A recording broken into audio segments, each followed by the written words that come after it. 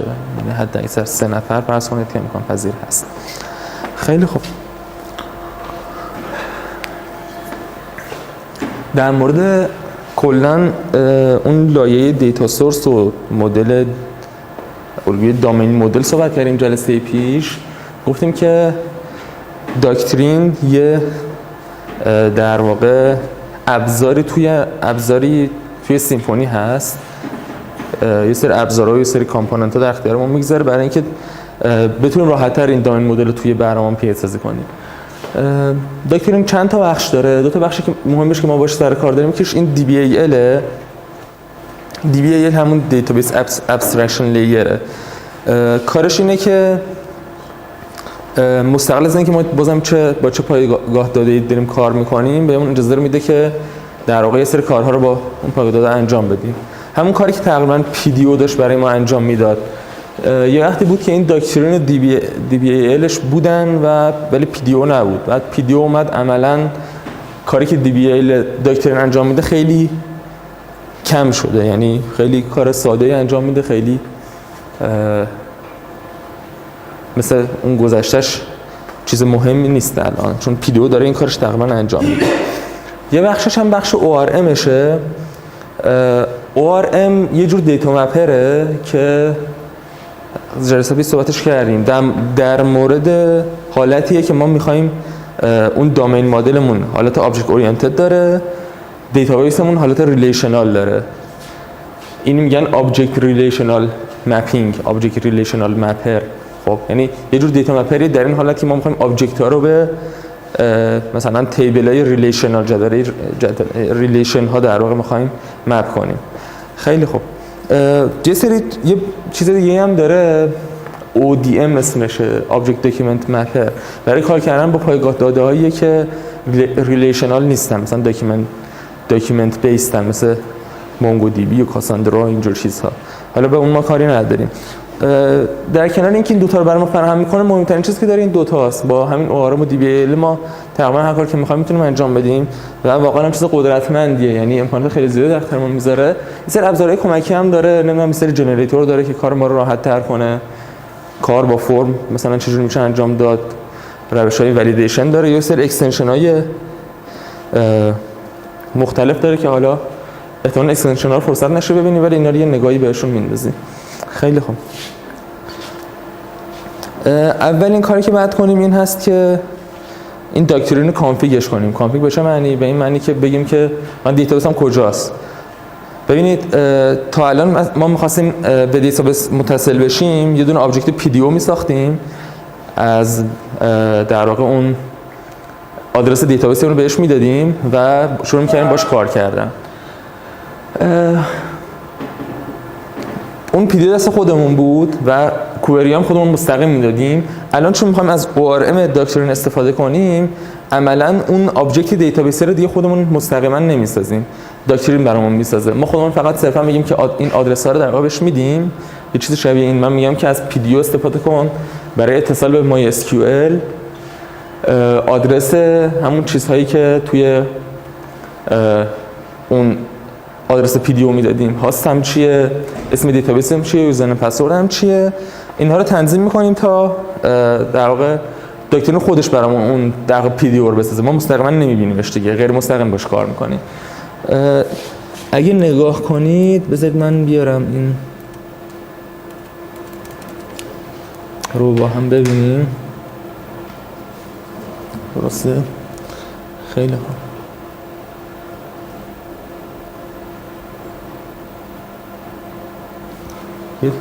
درسته همه چی یا خیلی کوچیکه یا یه مشکلی هست شما.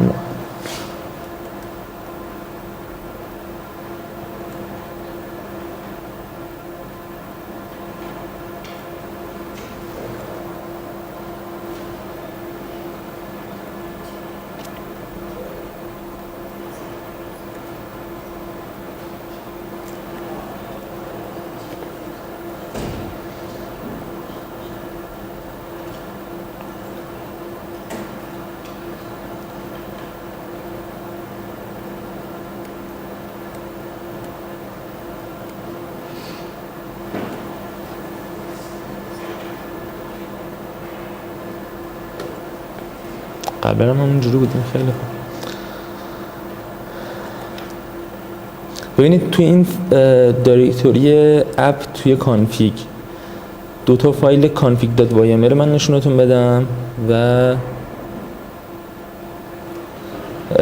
parameters.yml.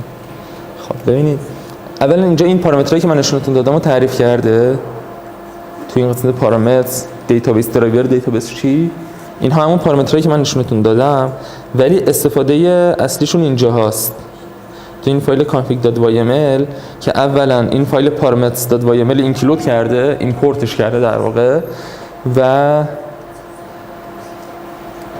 اینجا هم تو بخش داکترینش اون متغیرهایی که اونجا در واقع استفاده کرده، مثلا اینجا نوشته دیتابیس درایور 2% گذاشته دور و برش، یعنی متغیرشو برای داخل پارامترها بخون.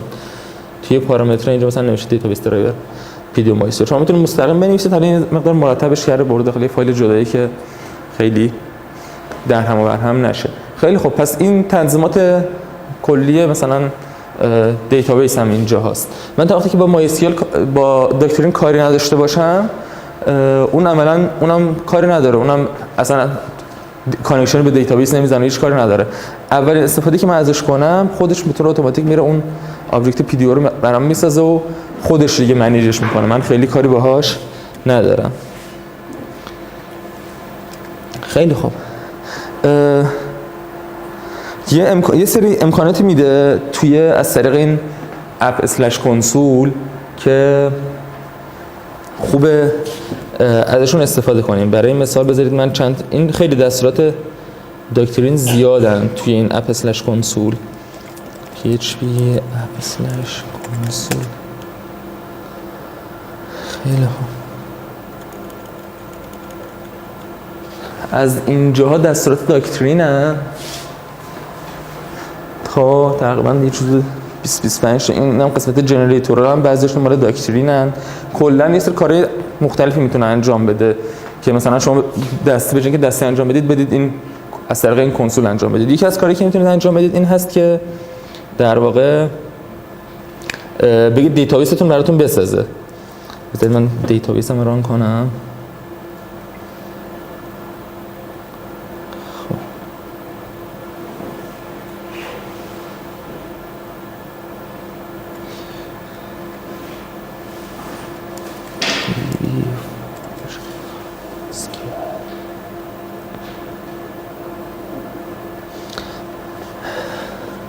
اینجاها الان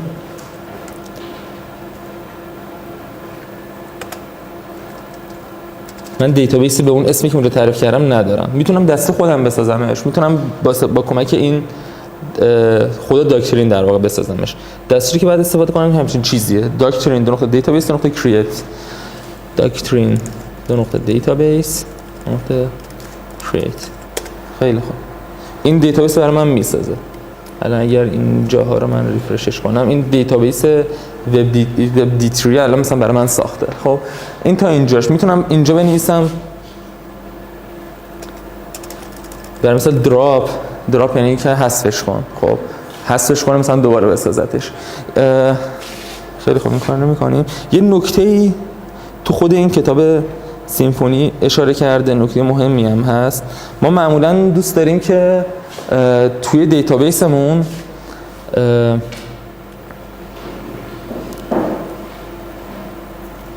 داده‌های در واقع فارسی و حالت غیر از انگلیسی نگه داریم. به طور پیش‌فرض مایسکیل اینها رو که نصب می‌کنید در واقع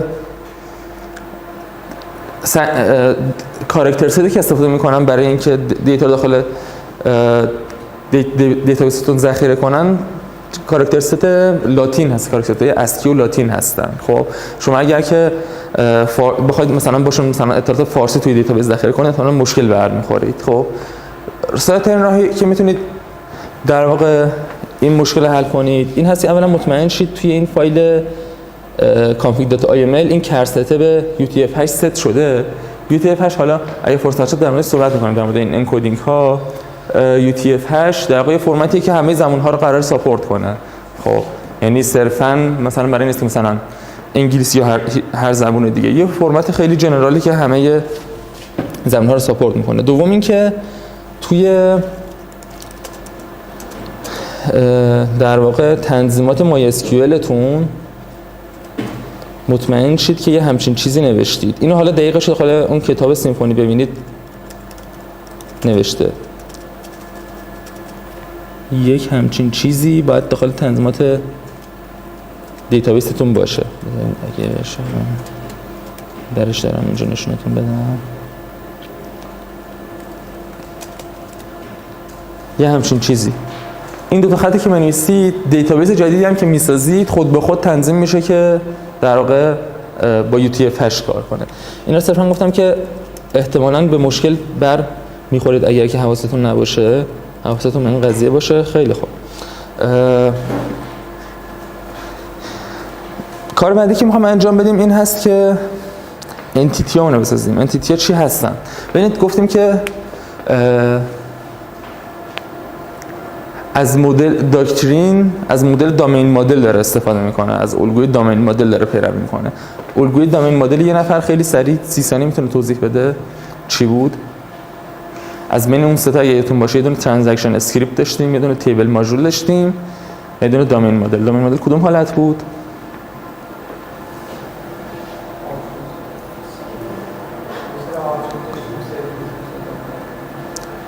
خب یه سری آبجکت داشتیم که خب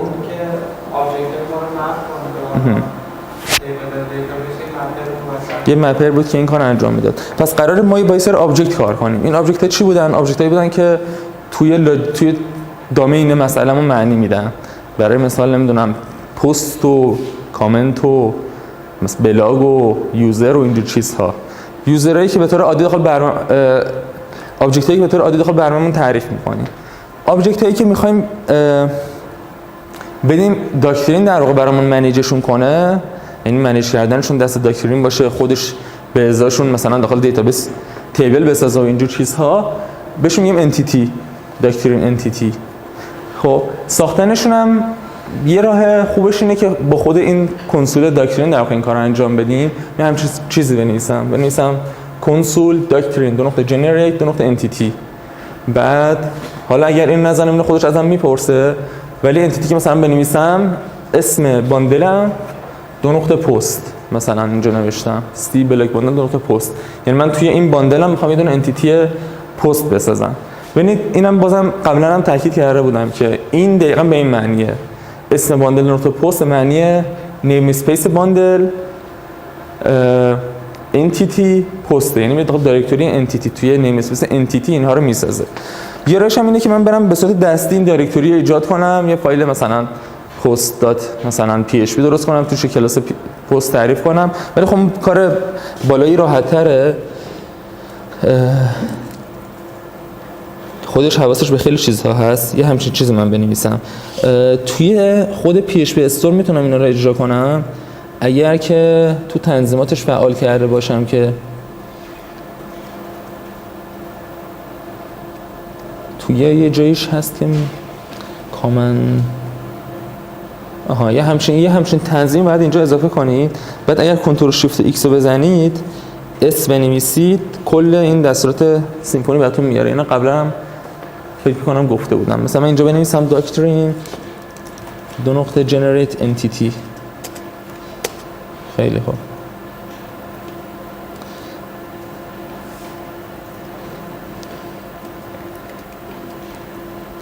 خب ازم میخواد که اسم انتیتیمو بنویسم. مثلا می‌نویسم سی بلاگ باندل دو نقطه پست. خیلی خوب. اینجا یه چیز ازم میپرسه که با چه فرمتی میخوای اینو تولید کنم، این تنظیمات این در واقع انتیتی با چه فرمتی میخوای انجام بدی. چون من خود در واقع تنظیمات باندلم با یامل هست، با فایل وایمل هست، اینجا هم وایمل وارد میکنم. اگر که تنظیمات اون یه چیز دیگه بود اینجا هم باید همون چیز وارد میکردی. فکر میکنم که نمیشه که این طور با هم دیگه ترکیب کنید، مشکل ایجاد میشه. ولی خب اینجا وایمل وارد میکنم و ازم میخواد یه سری فیلد در واقع ایجاد کنم، اینو میذارم برای بعدن و اینجا هم یه دونه ریپوزیتوری میخوای برای تولید کنم، میگم نه و اینم پایان دستور. خیلی خوب. کاری که برام انجام داده این هست که اولا توی این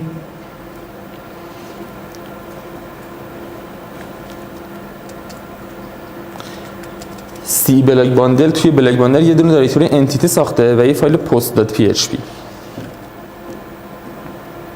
خب یه فایل انتیتی یه توی دایرکتوری انتیتی توی باندل هم یه فایل post.php برای من ساخته. کاری که کرده این هست که این کلاس پست یه دونه متغیر آیدی پرایوت داره و یه دونه فانکشن پابلیک گت آیدی داره. خب یه سری کامنت هم نوشته که حالا به صورت اتوماتیک این کار برام انجام داده. خیلی خوب، الان یه دونه انتیتی خیلی ساده دارم. یه پست فقط یه آیدی داره. خب یه پست که فقط یه دونه آیدی داره. برای اینکه من بتونم تغییرات بدم توی این در واقع انتیتی، توی کانفیگ هم یه دایرکتوری داکترین ساخته و یه فایل post.orm.yml. این رو هم ببینید.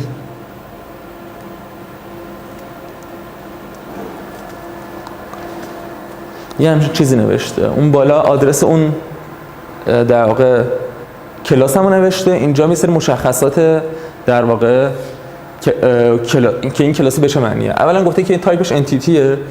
اینجا تیبل نال گذاشته، به این معنی که این تیبل یعنی اسم تیبل داخل دیتابیس چی بذارم. خب مثلا من بهش میگم که اگه نال بذارم خودش یه چیزی بر اساس این درست میکنه. من مثلا میگم که اسمش بذار پست دقیقاً. و اینجا فیلداش مشخص کرده. گفته یه دونه آیدی دارم از نوع اینتیجر، آیدی بودنش تروه، جنریتورش اتوماتیکه، استراتژی اتوماتیکو داره. خب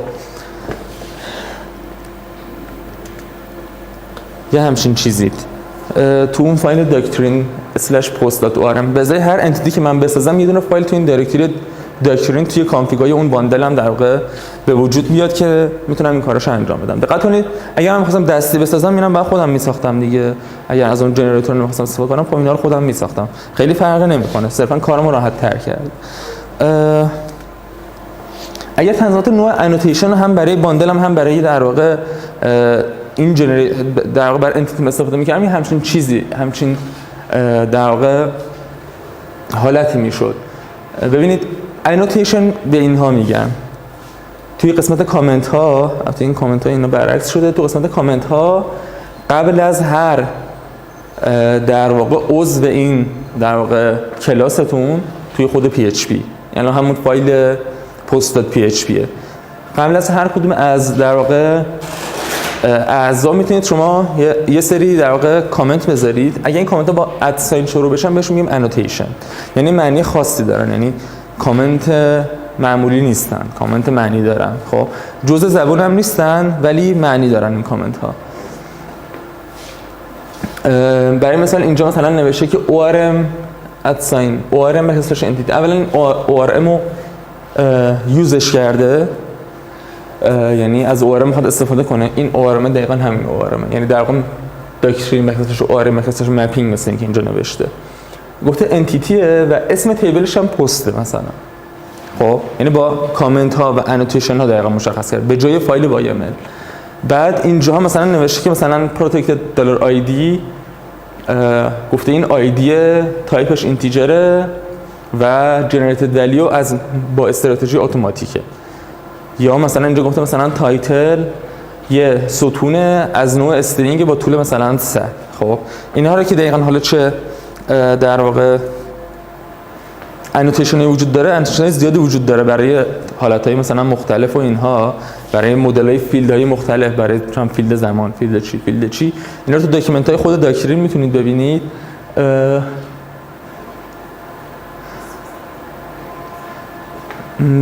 و خب حالا ما فعلا با این نوع انوتیشن هم کار نداریم دیگه، با همون مدل در واقع خودمون مدل YAML کار میکنیم. اگر علاقه دارید شاید یه ذره مثلا جالب‌تر باشه مثلا کار کردن باش.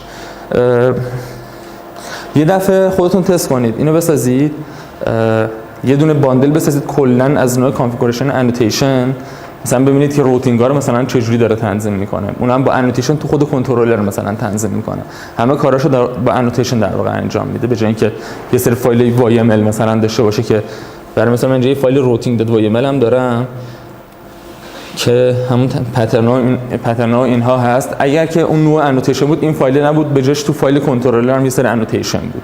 خب قبل از هر کدوم از اکشن ها مثلا مشخص میکردم. ولی خب حالا فعلا بذارید با همین مدل کار کنیم. خیلی خوب، بذارید من برای مثلا یه فیلد جدید اضافه کنم به این. برای اضافه کردن یه فیلد کافیه اینجا مثلا بنویسم تایتل تایپ. این به چند چیز حواستون باشه. این PHP حالا خودش حواسش هست، من وقتی تب میزنم تو این YML خودش اسپیس میذاره، یعنی عملا تب هیچ جا به کار نمیبره به صورت اتوماتیک. شما هم حواستون به این قضیه باشه، اگر هر ادیتور استفاده میکنید توی فایل YML تب کلا استفاده نکنید برای ایندنت کردن، حتما از اسپیس استفاده کنید.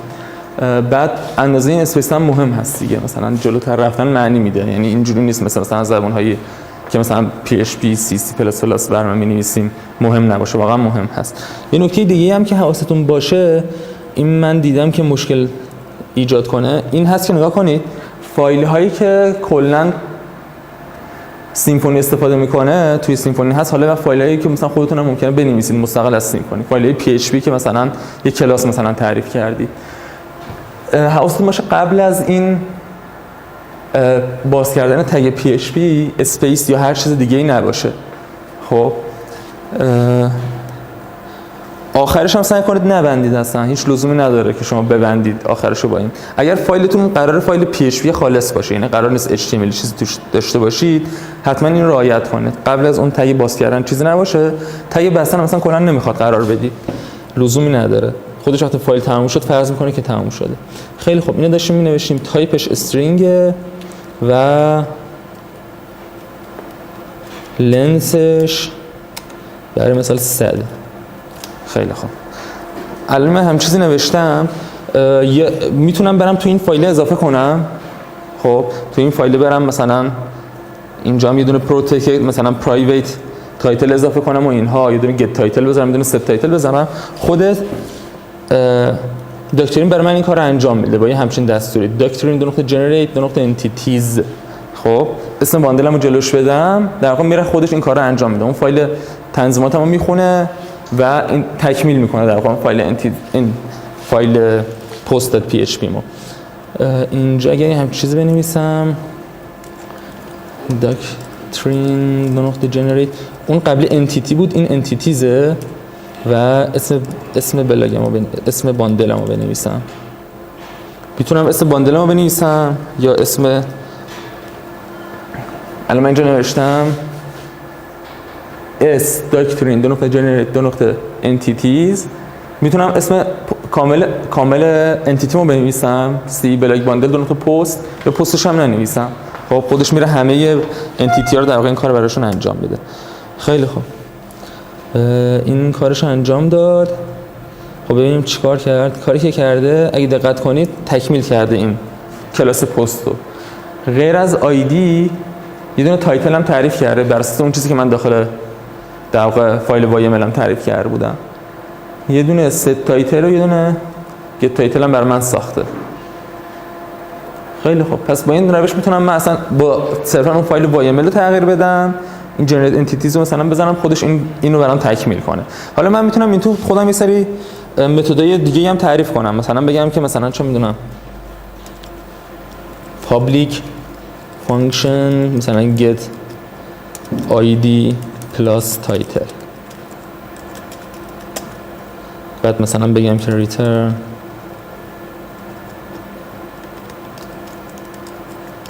id dot this title.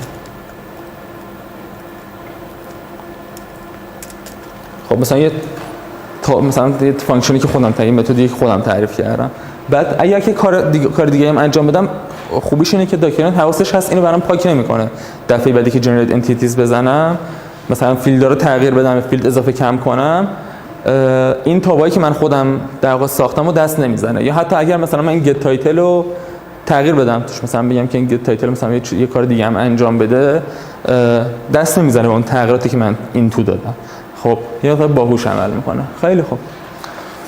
پس چجوری شد من تا الان کانفیگ کردم در واقع داکترین رو، یه سری در واقع انتیتی هم تعریف کردم، انتیتی اون آبجکت های دامین مدلم. خب فعلا کاری با دیتابیس نداشتم، اون دیتابیسی که کانفیگ کردم کاری نداشتم. برای اینکه در واقع این حالا این دیتایی که میخوام بره داخل دیتابیس قرار بگیره، اگه دقت کنید الان داخل دیتابیس هم هیچ اثری از این کاری که من کردم نیست. توی این دیتابیس من هیچ تیبلی وجود نداره. خب تیبلش صفره. برای اینکه من در واقع از سیمفونی از داکترین بخوام که اینها رو برای من بسازه توی دیتابیس، بازم یه دستور هست داکترین اسکیما آپدیت یعنی چی؟ یعنی اینکه اسکیمای فعلی رو نگاه کن، تغییراتی که لازم هست رو روش اعمال کن در واقع. خب اگه این دستور رو اجرا کنم میگه که یکی از این دو حالت باید اجرا شه، یا بگی داش فورس که اجرا کنه اون تغییراتی که میخواد رو، یا داش دامپ داش اسکیول در واقع بدی. اگر اون دامپ داش اسکیول بدم یه همچین چیزی میبینم. خروجی دستور اون کنسولم یه مثلا برای مثلا کریت تیبل خواهد بود، حالا یا یه سری دستورات DDL دیگه. خب که کارشون چیه؟ اینه که دیتابیس منو تغییر بدن و در واقع اون تیبلای مد نظر منو بسازن برای این انتیتی که الان تعریف کردم. خب بذارید اینو اجرا کنم. داش دامپ داش اسکیول نوشته کریت تیبل پست آیدی از نوع اتو اینکریمنت نات نال، تایتل از نوع ورکر صد نات نال و پرایمری کی هم آیدی و یه سری چیزهای دیگه. خب پس این همون دستور در واقع دیدیلی که مثلا من دارم. خب اینو بهش برای اینکه بهش بگم اجرا کن، کافیه به جای اون داش دامپ داش اسکیول بگم فورس. خیلی خب این رو اجرا کرده. اگر نگاه کنم من اینجا توی تیبلای این دیتابیس هم یه دونه تیبل پست دارم که در واقع همون آیدی و تایتل در واقع داره. خب حالا مثلا اگر من برم توی این فایل پست داره، مثلا طول اینو مثلا کنم فرضاً 120 کاراکتر. خب بعد اولا اینجاها بگم که اون انتیتیز رو مثلا برای من آپدیت کن. خب تغییری که داخل انتیتیز که نمیخواد بده، چون که این 120 تو کد من که تاثیر نداره. و بعد بهش بگم که دامپ اسکیول کن کاری تغییراتی که لازم هست انجام بده. ببینید اینجا نوشته alter table post change title ورکر 20 not null، یعنی به جای اینکه کریت تیبل کنه یه دونه alter table ساخته، گفته این فیلد رو طولش از 100 کن 120. خب یعنی خودش حواسش هست از اون چیزی که وجود داره تبدیل میکنه به اون چیزی که من مد نظرم هست. بذارید بگم اینم اجرا کنه. خیلی خوب.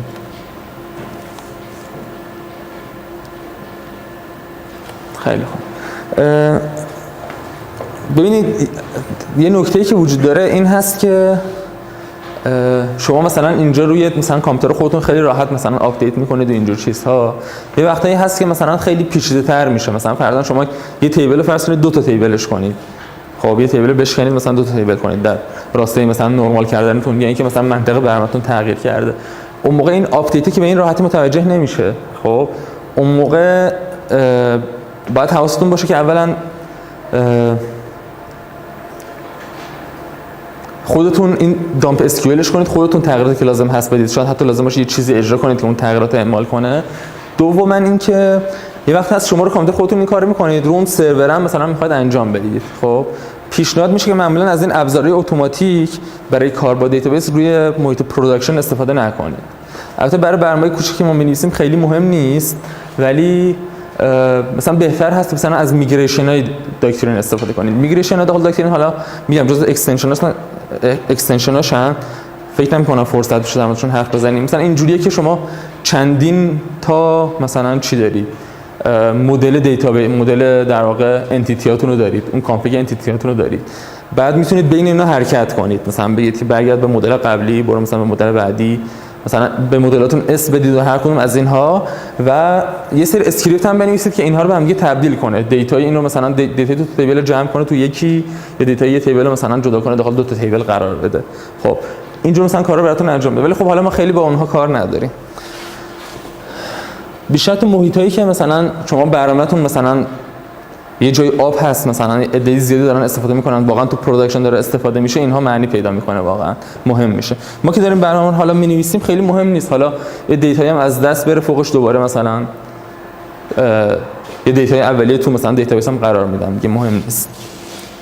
خیلی خوب، این تا اینجا. الان من کاری که کردم این هست که کانفیگ کردم دیتابیسمو، یه سری انتیتی ساختم، انتیتی رو تنظیم کردم و کلاس‌های متناظرش رو ساختم و اسکیما هم آپدیت کردم، داخل دیتابیس یعنی قرار دادم. خیلی خوب، الان میتونم خیلی راحت کار کنم با دیتابیسم، با مدل در واقع الگویی که داخل دامین مدل تعریف کردیم، یعنی دیگه اسکیول من لازم ندارم هیچ جا استفاده کنم. مثالش هم همینه، مثلا من میتونم بنویسم دلار مثلا نیو پست، یک کلاس پست داشتم، میدونم ازش نیو میکنم، ست تایتلش میکنم، تایتلش ست میشه، بعد یه همینجور چیز می‌نویسم دلار ای ام مثلا، یه دونه منیجر داره، یه دونه انتیتی منیجر داره داکترین، خب که کارش اینه که منیج میکنه انتیتی ها رو. خب قرار مثلا لود و سیو و اینها رو این انجام بده. این داکترین هم که گفتم حال کنترلر هم میتونم استفاده کنم برای اینکه اون در واقع سرویس داکترین رو بگیرم. کافیه به این در واقع انتیتی منیجر بگم که پرسیست کن دلار پی رو و بعدش هم فلاشش کنم. فلاش یعنی که من کارم مثلا دستوراتم تموم شده، میتونی اعمال کنی روی دیتابیس. تا این فلاش رو انجام ندی در واقع اون کارهایی که کردید با داکترین اعمال نمیشن روی در واقع دیتابیس، صرفا توی آبجکت های خودتون هستن. این میگه که پرسیستش کن. این اولا یعنی چی؟ ببینید من تا اینجاها این چیزی که نوشتم هیچ کار با داکترین نداشتم. خب از یه کلاسی که وجود داشت، یه کلاس انتیتی که وجود داشت میدونه ساختم، داکترین هم اصلا ازش خبر نداره که این چی هست و اصلا وجود داره و اینها. با این پرسیستی در واقع دارم بهش میگم که این رو به عنوان یه دونه انتیتی که داخل دامین مدل، داخل دیتا سورس هم قرار ذخیره بشه در نظر بگیره در واقع. خیلی خب، بذارید مثلا همین رو ببینیم. برای مثال فرض کنید که یه ذره کاملتر بنویسیم. فرض کنید که من توی کنترلرم به جای اینکه توی ایندکس اکشنم مثلا همچین چیزی بنویسم، بذارید routing.yml بگم که به جای اینکه مثلا سلام بگم نیو، اینجا هم یه دونه تایتل بدم، بعد ببینم روتینگ، تنظیمات روتینگ هم چی هست. خب سلش نیو سلش تایتل. خب انتظار دارم که اینجا بنویسم نیو اکشن و متغیر تایتل بگیرم. خب با اون تنظیمات روتینگ و این کنترلر هم یه دونه اکشن نیو ساختم که یه دونه تایتل بعد بهش بدم و مثلا فرض کنم مثلا میخوام برام یه دونه بسازه دیگه، همون کدی که اونجا زدم و در واقع اینجا می‌نویسم نیو پست دلار پی ست تایتل دلار تایتل و دلار ای ام مثلا اسپات دلار is get doctrine get manager و دلار ای ام persist دلار پی. خیلی خوب، این از اکشنی که من نوشتم. یه دونه ریسپانس هم بذارید برگردونم، return new response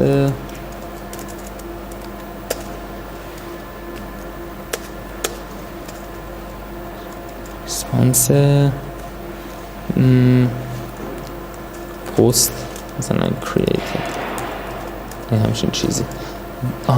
بذارید یه ذره یه دونه این تعریف کنم براش که اینو HTMLش کنیم فکر میکنم.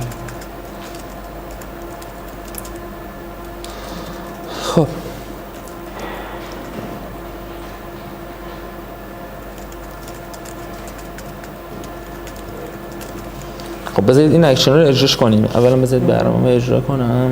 embed server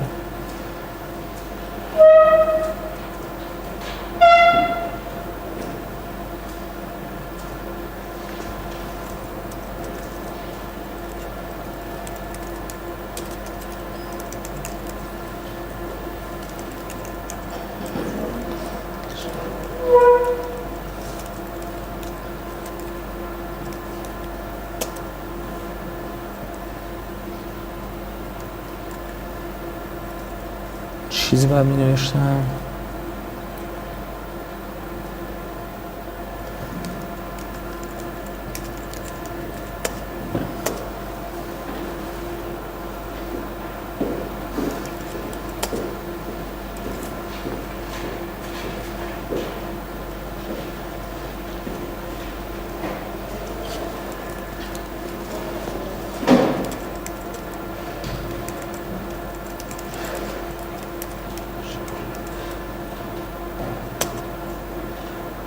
گفته که اینجا این نظر پاکش کنم.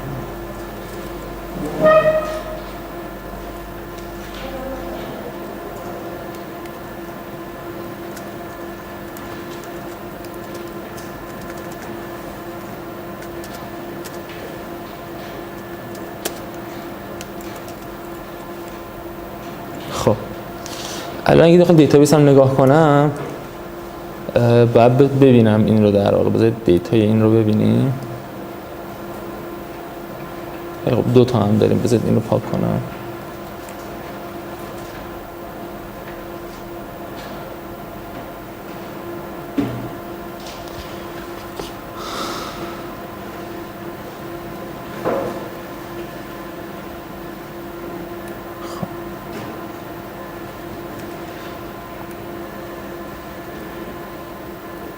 خب ببین از اون طریق پس من تونستم اینو بسازم. مثلا فرض کنید اینجا مثلا یه چیز دیگه هم بدم، مثلا بگم another blog post. خب اگه اینجا رو ریفرش کنم میبینم که به ازای هر کدوم از اون در واقع آبجکت هایی که اونجا من پرسیست کردم اینجا توی دیتابیس هم داره یه دونه در واقع سطر جدید میسازه. یعنی به ازای هر کدوم از اون آبجکت هایی که اونجا داشتم اینجا یه سطر جدید داشتم. خیلی خب تا اینجا مشخصه همه چی. پس من آبجکت ساختم، پرسیستش کردم که در واقع پرسیست کردنش متناظر با اینی که داخل دیتابیس در واقع شما یه دونه سطر تو اون تیبل مربوط به اون انتیتیتون در واقع ببینید. خیلی خب حالا تا الان ذخیره کردیم بدون اینکه من هیچ اسکیل به کار ببرم، صرفا با کار کردن با آبجکت در واقع تونستم این کارو انجام بدم. برای اینکه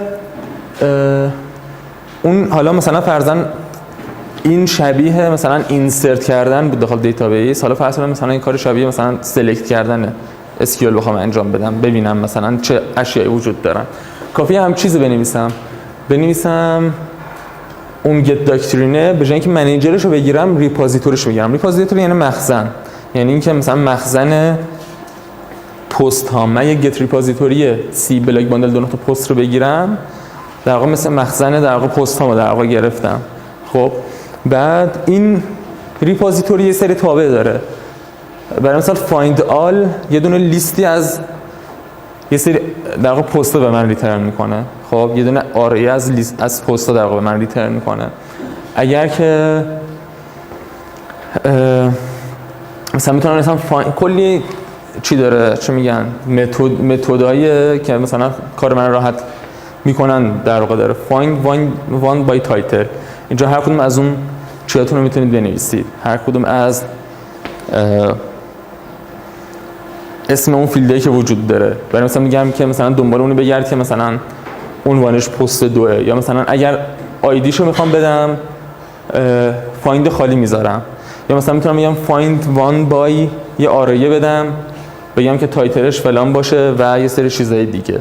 خب یعنی میتونم بگردم دنبال اون چیزی که میخوام، در واقع شبیه اینی که به جای اینکه مثلا سلکت بنویسم بعد یه ور بنویسم با استفاده از این دستور در واقع اون کارو در واقع انجام بدم. خیلی خوب تا اینجا مشخصه.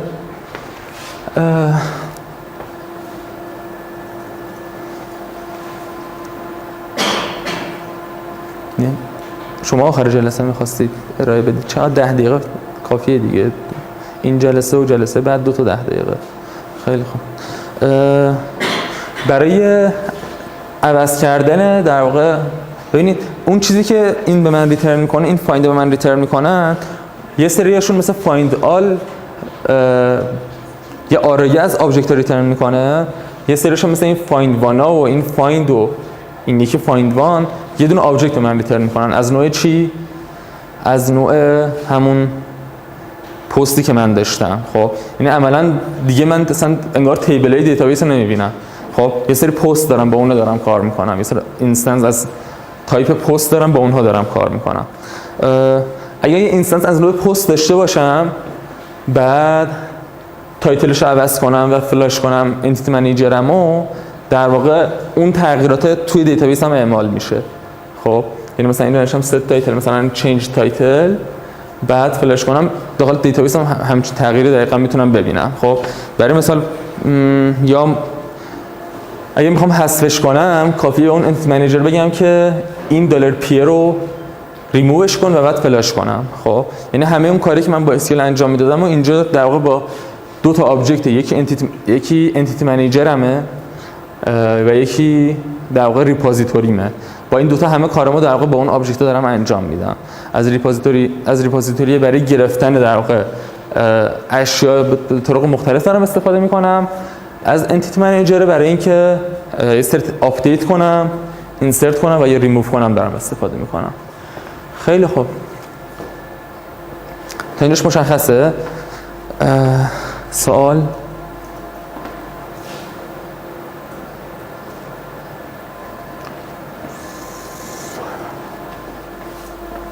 خیلی خوب.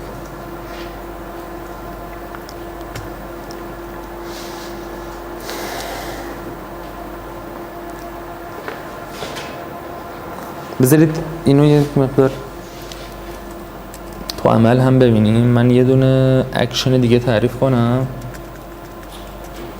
به نام این اسمش نیو.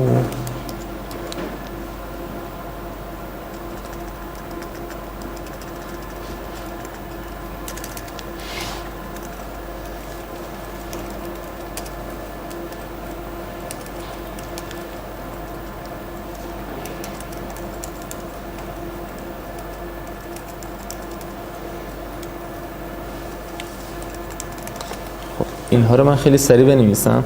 میخوام 3 تا اکشن بذارم، یکی نیو، یکی لیست، یکی دیلیت. کارشون هم مشخصه دیگه. نیو رو که نوشتم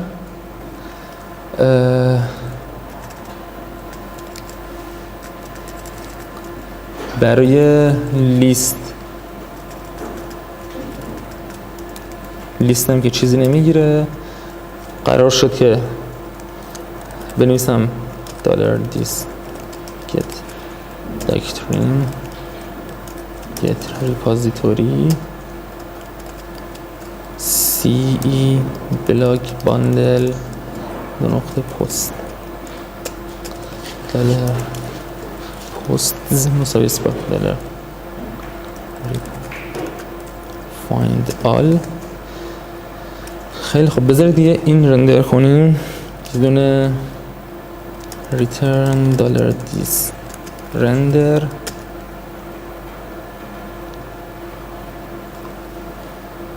اسمشو بذاریم ce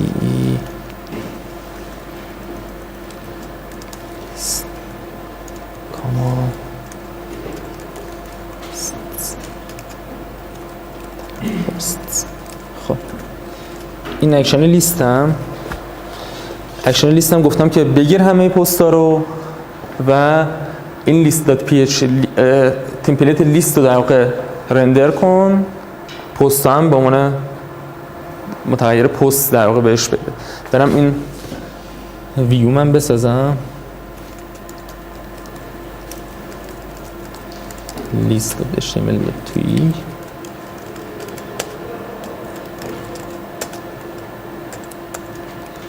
for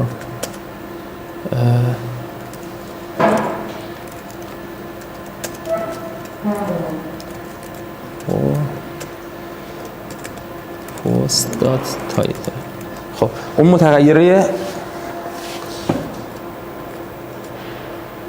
متغیری که این در واقع فایند آل ریترن میکنه گفتم یه دونه آرایه از پست هاست در واقع. خب پس اینجا من میتونم روش فور بزنم توی در واقع تمپلیت هم، هر کدومشون یه دونه آبجکت از نوع پستن. خب پس تایتل دارم، این تایتل در واقع یعنی که برو تابع گت تایتلش رو صدا بزن. اگه من یه چیزی بنویسم مثلا بنویسم تایتل، وقتی میبینه که به تایتلش دسترسی نداره خود به خود میره گت تایتلش رو در واقع صدا میزنه که از اون طریق در واقع بگیریم. مثلا این بود که مثلا من اینجا بنویسم دات گت تایتل، یه همچین چیزی. اینم بنویسیم بعد اصولا کار کنیم. خیلی خوب، کش رو کلیر میکنیم و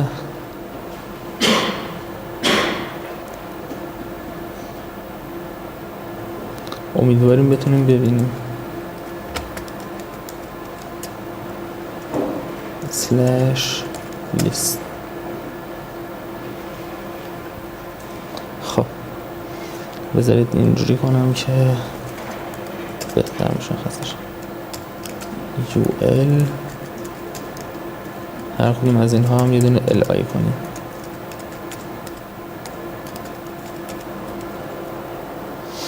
خیلی خوب مشخصه دیگه.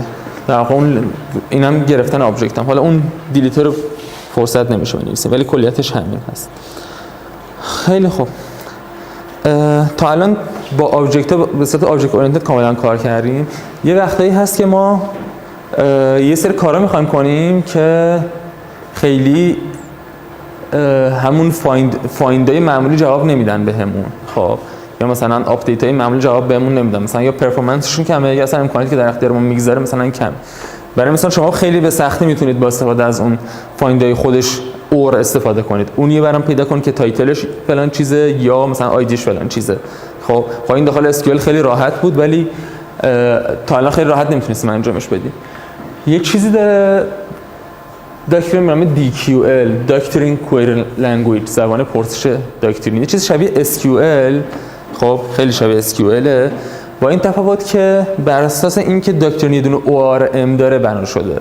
خب یعنی شما عملاً SQL فرض کنید که با تیبل ها سر کار نداره، خب بلکه با آبجکت های مثلا دامین شما سر کار داره، مثلا با پست سر کار داره، با کامنت سر کار داره، مستقل از اینکه داخل دیتابیس اسمشون چیه، تیبلن، حالا چجوری ذخیره شدن و اینها. شما این سر آبجکت دارید با اینها میخواید کار کنید.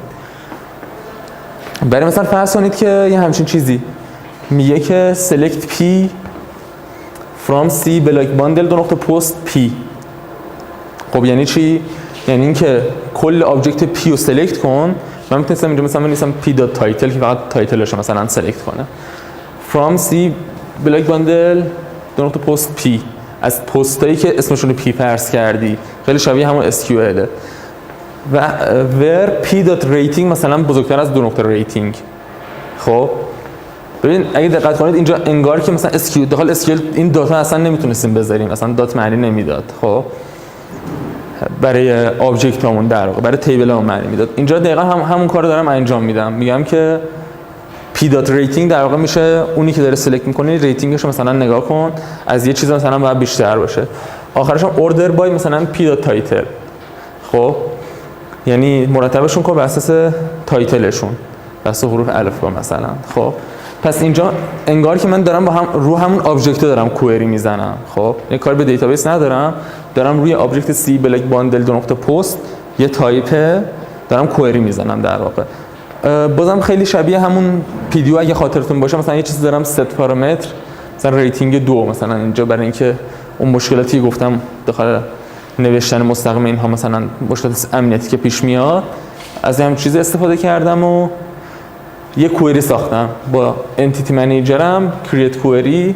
اینجاها یه چیزی به زبان DQL می‌نویسم به جای SQL و از این طریق هم اجراش میکنم. کوئری get result پاسخشو بهم در واقع میده. خب پس چی شد؟ من به جای اینکه از اون فایندای ریپوزیتوری مستقیما استفاده کنم، میام از یه چیزی به نام DQL استفاده میکنم، خب که خیلی شبیه SQL، ولی چیزایی که من روشون کوئری دارم میزنم آبجکت هامن نه تیبل هام. خب حالا جلوتر میبینیم که این دقیقاً چه مزیتی داره. خب ممکنه شما مثلا یه SQL خیلی پیچیده با جوین های عجیب غریب میبایست میزدید، ولی مثلا اینجاها خیلی راحت تر میتونید مثلا بدون اون پیچیدگی در واقع کارتون انجام بدید. خیلی امکانات بیشتری بهتون میده این DQL، به خصوص برای کار کردن توی دامین مدلتون که آبجکت برنامه آبجکت اورینتد دارید می‌نویسید.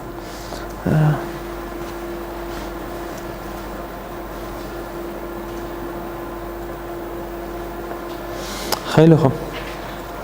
این آبجکت یه سری متد داره، مثلا حالا یه سری متد خودتون بیشتر میتونید بعدا ببینید. مثلا میتونم بگم که به جای get result بگم get single result، مثلا که یعنی در واقع بهش بگم که مثلا یه دونه صرفا بهم جواب بده، یا مثلا لیمیتش کنم set max result بعد get resultش کنم، مثلا بگم که مثلا یه تعداد خاصی مثلا ریزالت بهم بده. یا اون پارامتر هم که دیدیم میتونم یه سری پارامتر با ست پارامتر ست کنم که مثلا تو این DQL هم استفاده کردم، مثلا 2 نقطه فلان نوشتم، اینها رو ریپلیس کنه با مقدارشون که مثلا اینجا مشخص کردم، خودش هم در واقع اسکیپش کنه.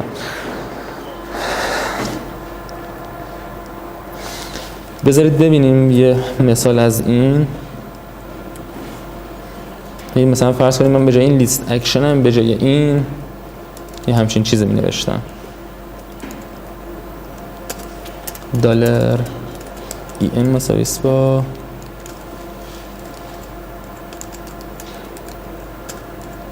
get manager و بگم که دلار query مساویه با دلار EN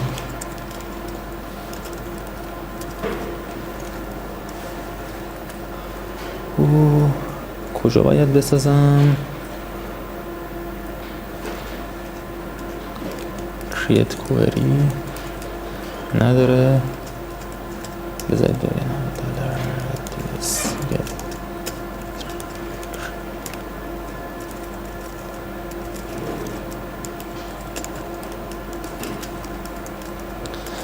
خب بنویسم select مثلا P from C block bundle تا نقطه post order by P dot title، اصلا ترتیب برعکس بیار. الان چیزایی که دارم بگم ترتیب درست بیار، بعد بگم که دلار پست مثل دلار کوئری get result. ببینم این الان درست کار میکنم. خب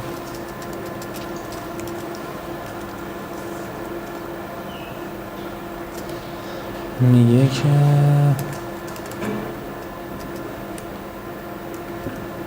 چی داره میگه؟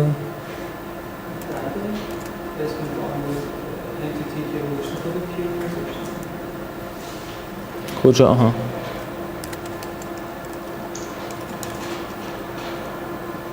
خب الان بر اساس تایتلشون مرتب کرد نشونم داد.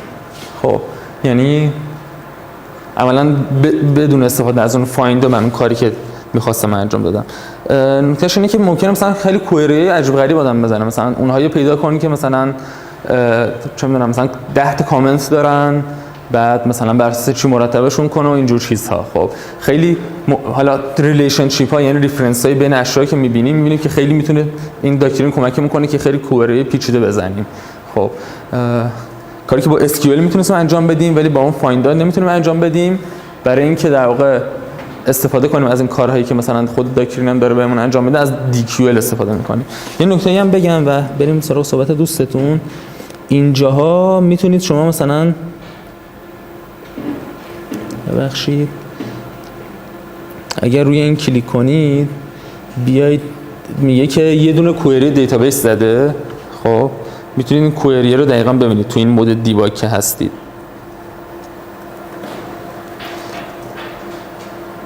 اگر دقت کنید کوئری که واقعاً به دیتابیس زده شده یه همچین چیزی هست. خب یعنی در واقع DQL ترجمه شده به یه دونه SQL که اون SQL این هست. مثلا سلکت کرده P0 آیدی و تایتلش رو از پست مثلا P0 order by P0.title. خب یعنی اون DQL که من نوشتم تبدیل کرده در واقع به SQL. میتونید اینجا ببینیدش. اینجا هم بذارید این اینسرتر رو ببینیم. وجود نداره دیگه. بذارید یه دونه جدید بسازم. پست 3 مثلا. بعد اینجاها 3 تا کوئری دیتابیس زده. اون اولی آخری حالا بعدا در موردش صحبت می‌کنیم در مورد ترانزکشن استارت ترانزکشن کامیت و این وسطی گفته که اینسرت این تو پست تایتل ولیو هم پست 3. یعنی عملا اینجا داخل مود دیباگ میتونید SQLی که زده شده رو کامل ببینید. خیلی خوب. باز جلسه بعد در مورد همین DQL و بعد مسائل دیگه داکترین صحبت میکنیم. دوستتون یه دونه ارائه داره اگر لطف کنم بیان.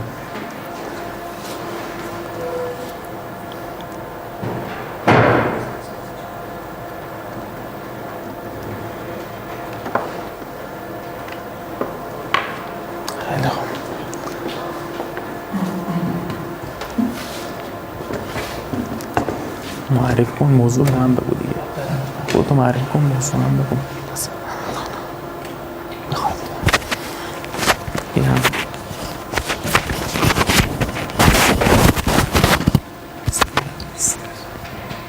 اگه میخوایی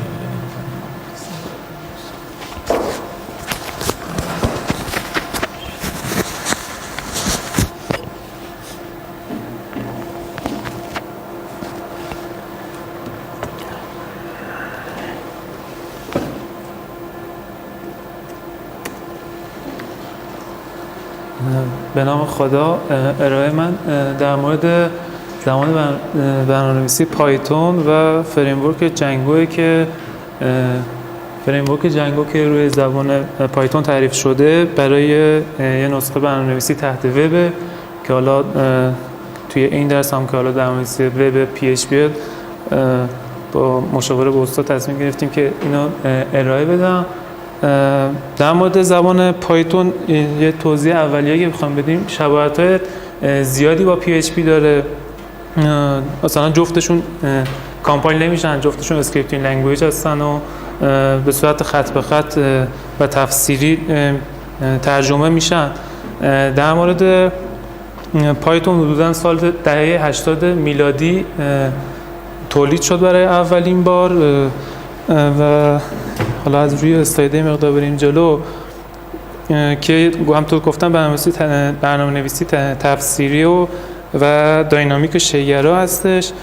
در دهه 90 میلادی توسط یه فردی به نام که حالا اسمش اینجا صدا خواهم درست نکردم تولید شد. سعی می‌کنم یه ذره زودتر اینو پیش بریم که این جلسه یه توضیح اولیه در مورد فریمورک جنگو و جلسه بعدی شروع کنیم یه اپلیکیشن تحت وبی رو با جنگو بنویسیم. و اولین ویژگی که پایتون خیلی خوب، یعنی به اون ویژگی خوب شناخته میشه اینه که پایتون یه زبونیه که میگن که این شکلی میگن که مثلا همونطوری که شما میگید مینویسید پایتونو، که یه زبون خیلی ساده ایه. حالا مثلا با PHP هم بخوایم مقایسه کنیم، مثلا جفتشون مثلا یه سری اشتراکات دارن، مثلا جفتشون زبانهای سطح بالا و پویا هستن، مثلا جفتشون هم میتونن امکان توسعه در C++ و جاوا رو دارن. یکی از خوبی‌های هر دو تا زبان اینه که قابلیت حمل بالایی دارن. مثلا توی لینوکس یا مک جفتشون به صورت دیفالت نصب هستن. حالا تو ویندوز هم با یه نرم افزار اوپن سورسی خیلی راحت نصب میشه. این از ویژگی‌هایی که مثلا هر دوتا دارن. حالا یه سری ویژگی‌هایی داره که پایتون رو منحصر فرد کرده. حالا مثلا PHP معمولا برای برنامه‌نویسی تحت وب شناخته میشه. پایتون معمولا علاوه بر برنامه‌نویسی تحت وب یه سری کاربردهای دیگه داره، مثلا حالا PHP میشه برنامه دیگه نوشت که تحت وب نباشه، ولی خب معمولا با پایتون بیشتر میشه همچین کارایی کرد. و در مورد برنامه‌نویسی پایتون حالا یه ذره بخوایم کم کم واردش شیم در مورد نصب پایتون که حالا روی مک و اوبونتو که مک و لینوکس که به صورت دیفالت نصب هست، در مورد ویندوز هم که حالا یه فایل نرم افزار اوپن سورس میشه نصب که حالا یه نسخه اکتیو پایتون هم هست که اون فری نیست، حالا اونم میشه مثلا نصب کرد، مشکلی نیست. و پایتون یه شل اسکریپت داره که به نام شل پایتون شناخته شده. حالا بعد نصب پایتون که فایل .exe هست نصب بشه، شما با دستور پایتون علاوه بعد اینکه نصب کردید توی اون فولدر python.exe رو باید به پستون اضافه کنید. با دستور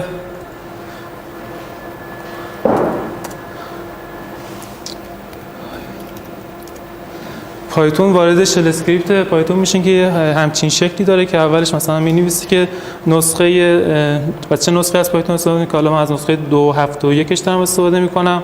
مثلا یه برنامه کوچکترین برنامه‌ای که مثلا با پایتون میشه نوشت یه پرینتیه، مثلا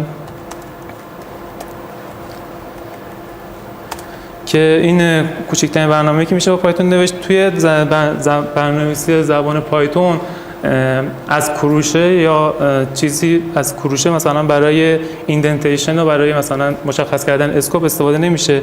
حالا یه آیدی که واسه پایتون مناسبه آیدی پایچمه که اونم از جت برینز ارائه کرده. توی آیدی حالا مثلا من یه فایل پایتونی اینجا اضافه کنم،